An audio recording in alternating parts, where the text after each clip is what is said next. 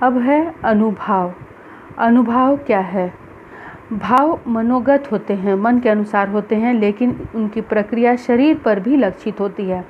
भाव तो मन में उपजते हैं, लेकिन उसकी प्रतिक्रिया जो है वह शरीर पर दिखती है।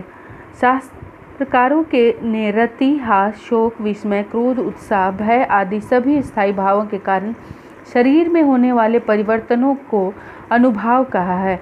अनुभाव भावों के प्रादुर्भाव के बाद उत्पन्न होते हैं, इसी कारण उन्हें अनुभाव कहते हैं। जैसे पसीने छूटना, रोमांच होना, शरीर कांपना, आंसू बहना, आंखें खुली रह जाना, आंखें बंद हो जाना, दांत दिखाना आदि ऐसे ही अनुभाव हैं। जैसे मैं एक उदाहरण से समझाती हूँ कि आपने बहुत क्रोध किया, तब आपके शरीर कांपने लगता है, आपकी आंखें लाल हो जाती हैं और आप दांत किटकिटाने लगते हैं, और फिर क्रोध में आकर शारीरिक रूप से आपके शरीर पर ये सब चीज़ें दिखाई देने लगती हैं। तो ये हैं अनुभाव। अस्थायी भाव जब उद्दीप्त हो जाते हैं, तब उनके उद्दीपन के बाद आपके अंदर जो क्रोध उत्पन्न हो जाता है, उसके बाद आपके शरीर पर जो उसका प्रभाव दिखाई देता है, गुस्सा करना, पैर पटकना, ये सब चीज़ें जो हैं वो शारीरिक लक्षण जो हैं अनुभाव कहलाते हैं। इसके अलावा जैसे आपकी तरफ कोई चीज़ तेज़ी से चली आती है, या फिर कोई आप टीवी में या फिर कहीं देख रहे हो ऐसा दृश्य जो आप बिल्कुल नहीं देख पा रहे हो, तो आप आंखें बंद कर लेते हैं कि नहीं, मुझसे अब ये देखा नहीं जा सकेगा। या फिर ऐसा कुछ आश्चर्यजनक चीज़ कि आंखें फटी की फटी रह गई, आंख खुला का खुला रह गया। जैसे हमने अट नहीं रही है कविता में कवि को कहते हुए सुना कि शोभा इतनी सुंदर है कि आंखों में समा नहीं पा रही है, आंखें खुली की खुली रह जा रही हैं। तो ये जो हैं शरीर पर लक्षित होने वाले आश्चर्यजनक चीज़ों को देखकर, या फिर शोक से भरे हुए चीज़ों को देखकर जो शरीर के ऊपर प्रतिक्रिया होती है, वे अनुभाव कहलाते हैं। आप समझ गए होंगे। अब है संचारी भाव। संचारी भाव क्या है? रस विशेष की स्थिति में ही प्रकट होने वाले भावों को संचारी भाव कहा जाता है। धनंजय ने स्थायी भाव की पुष्टि के लिए उदित और तिरोहन होने वाले भावों को संचारी भाव की संज्ञा दी है। रसों के स्थायी भाव उनके अनुभाव को नियत है, लेकिन संचारी भाव सुनिश्चित नहीं होते। एक ही संचारी भाव अनेक रसों में हो सकता है।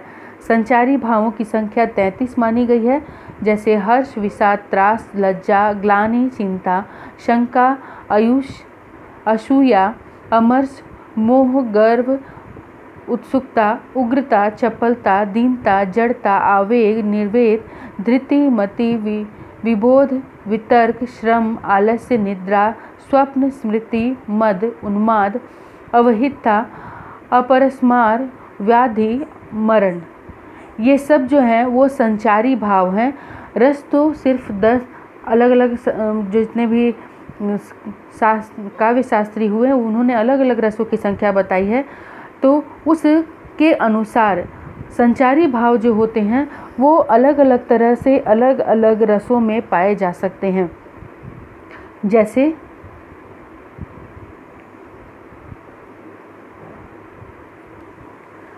वीर रस के काव्यों में हमें कहीं कहीं उग्रता मिल जाती है, तो आवेग भी मिल जाता है। कहीं व्यक्ति आवेशित हो जाता है तो कहीं उग्र भी हो जाता है।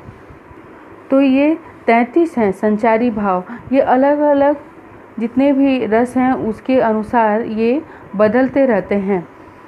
यह निश्चित नहीं किया जा सकता कि किस रस में कौन सा संचारी भाव संचारित होगा। ये काव्य और कवि की रचना पर निर्भर करता है कि सहृदयी व्यक्ति जो पढ़ रहा है वह उसे किस प्रकार ले रहा है। रस दरअसल में सामान्य रूप से आप समझिए कि काव्य से आपके हृदय तक पहुंचने का रास्ता है। जितने भी काव्य शास्त्री हुए उन्होंने रस को काव्य की आत्मा के रूप में स्वीकार किया है कि काव्य की आत्मा है। यदि काव्य में रस न हो यदि आप काव्य के साथ अपने भावों को स्थापित न कर सकें, यदि काव्य आपके भावों को उद्वेलित न कर सके, तब वह काव्य काव्य नहीं कहलाएगा।